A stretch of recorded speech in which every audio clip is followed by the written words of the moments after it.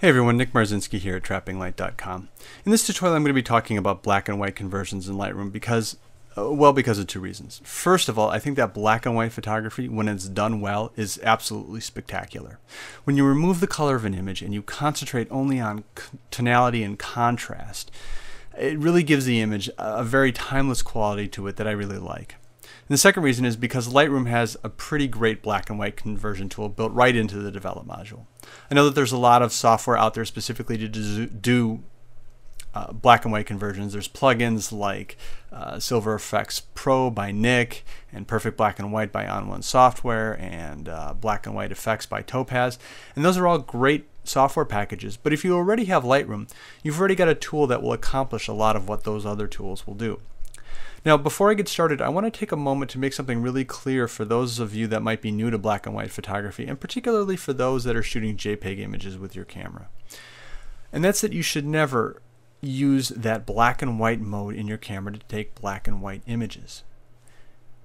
All of your images, even the ones that you're going to be converting to black and white, should all be made in color, period. The reason for that is that converting to black and white involves making a lot of decisions about the tonal relationships that exist within your image and how different colors are going to be rendered. By allowing the image in that black and white mode to make some of those decisions for you, you end up throwing a lot of image data away that you could end up using, and that is, when you throw it away, it's unrecoverable. As a result, you're never going to end up with the best black and white image you could if you do it in camera. So always use a post-processing software package, whether that's Lightroom, whether it's Photoshop, whether it's a plugin. You'll always get a better result than you will by doing a black and white there than you would if you did it in camera. So let's get started. The first thing that I want to do when I decide to convert images to black and white, before I even really look at how I'm going to do the conversion, is to make sure that they look good in black and white. I found that a lot of images that I think look absolutely great in color turn out looking less great in black and white. Color photography and black and white photography are two different mediums, and they emphasize different things. And so before I end up spending time trying to push an image as a black and white conversion, I want to make sure just by a quick glance whether or not it's going to give me something that I think is any good. So here's a little trick in Lightroom. You can do this either in the library module or in the develop module using a keyboard shortcut to just get a quick preview of what your image is going to look like in black and white. So this is the first image I'm going to look at. This is an image I took earlier today of one of my nieces. I really like the expression on her face. I think it looks good in color and I can work with it.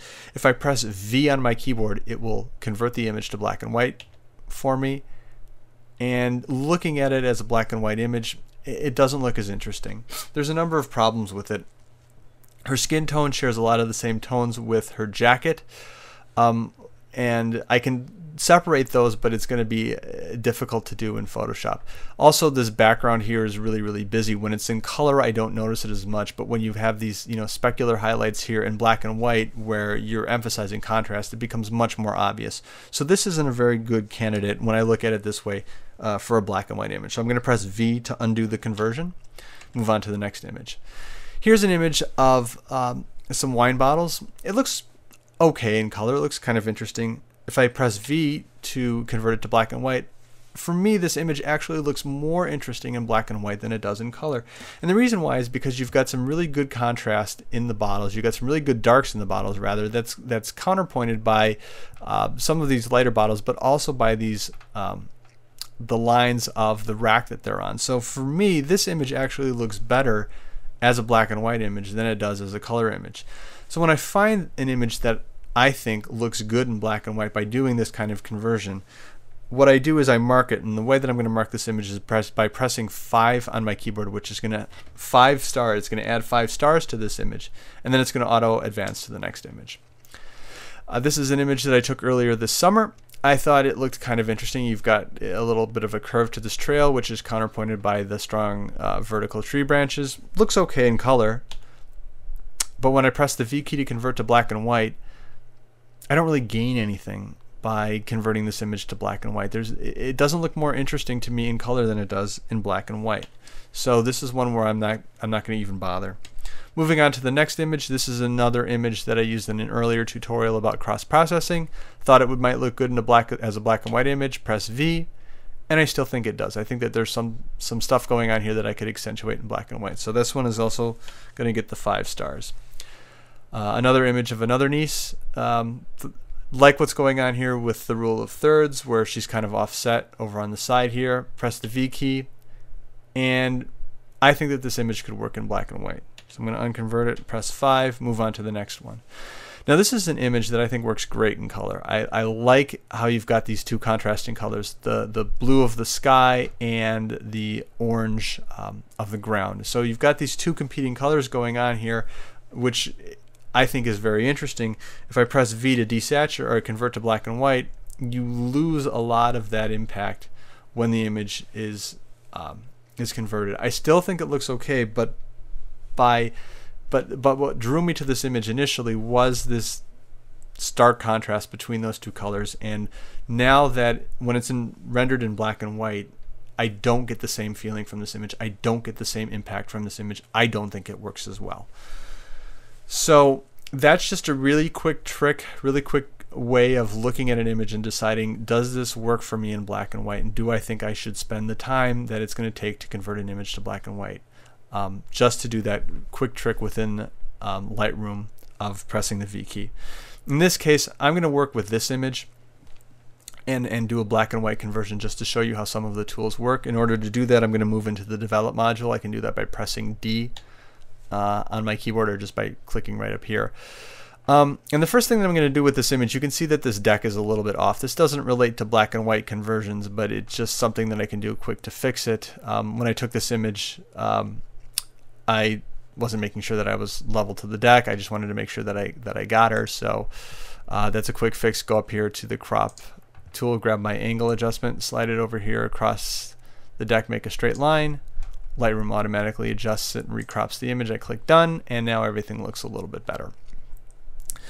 So now I can convert to black and white, and there's a number of different ways to do it within Lightroom, but the way that I would suggest that you don't do it is to take the saturation slider and drag it all the way to -100.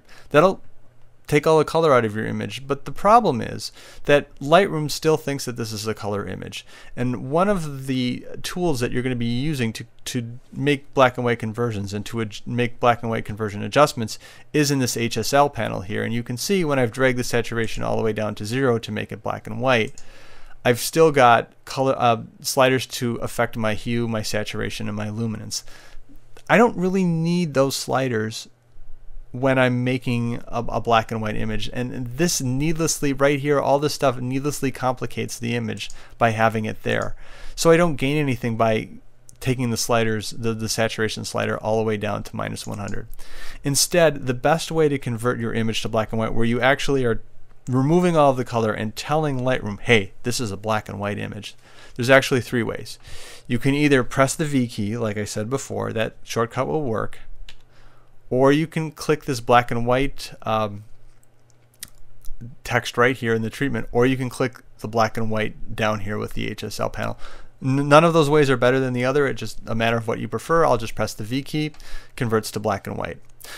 Now, at this point, it kind of makes sense where you'd want to go, okay, I'm going to convert it to black and white. There's this black and white tool right down here. I'm going to start working with, right here it says black and white mix. This is where I should start working. But there's actually a lot of adjustments that you can make before you even make it down there, right within this basic panel, and that's actually where I like to begin. So if you've seen my tutorial about the basic panel, you know a lot of the sliders that I like to use, and for the most part it's really the same thing here with a black and white conversion as you would use with the color conversion.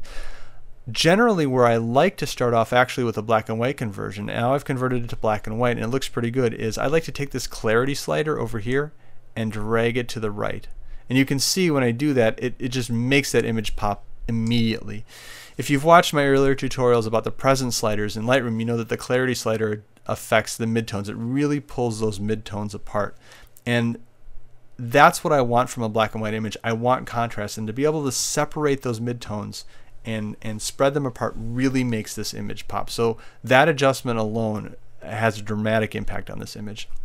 The next thing that I want to do is I want to make sure that I'm getting the full benefit, this full range of the histogram. So I want to make sure that I get a white point and a black point. So I can do that using the whites and black sliders. I'm going to hold down the Alt key, drag the white slider to the right until I see a little bit of white, and that's enough.